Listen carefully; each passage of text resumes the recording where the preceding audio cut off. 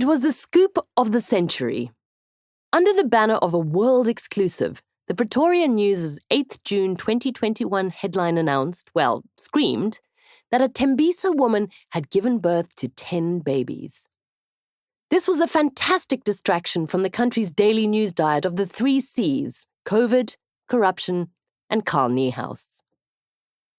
On the front page was a photo of the Wonder Mom, Josiame Sithole, before she gave birth. It looked like she had just swallowed a giant yoga ball. The story buzzed its way around the world, but after 15 minutes of virtual high fives, the more sane among us realized the babies were about as real as a unicorn solving a crossword puzzle with 3 hooves tied behind its back. No doctor had confirmed the rare and complex event. There were conflicting and vague reports about which hospital handled the births. The miracle mom was nowhere to be found, and there were no photos of the babies, telltale signs that it was a massive scam. However, the smoking gun came in the form of the reporter's byline, which belonged to Pete Rampedi, who also happened to be the newspaper's editor.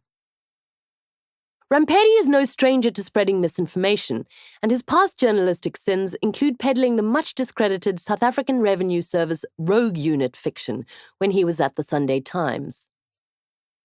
Rampedi resurfaced at independent newspapers, Iqbal Survey's stable of rags. Independent's plummeting circulation and nosediving credibility had made it an unstable stable. When people raised doubts about the decouplets story, Rampedi doubled down and insisted it was all true. He bragged that when the 10 bundles of joy were paraded for the world, he'd have the last laugh. But where were the babies?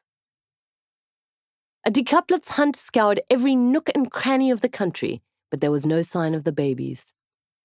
Each day, the Pretoria News published yet another exclusive, revealed a new twist, and trumpeted a fresh conspiracy. Rampedi tripled down, quadrupled down, then quintupled down, insisting the 10 babies existed and accusing anyone demanding details of being insensitive to the mother's race, culture, and class.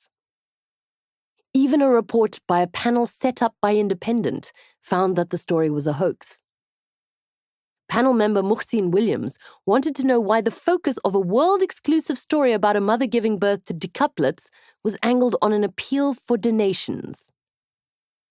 Why would a feel-good story of about 20 paragraphs contain 13 references to appeals for donations in cash and kind, as well as 2 graphics containing bank account numbers of Sithole and the decouplets' father Teboho Tsotsetsi and drop-off details for donations? Williams asked. The story became ever murkier.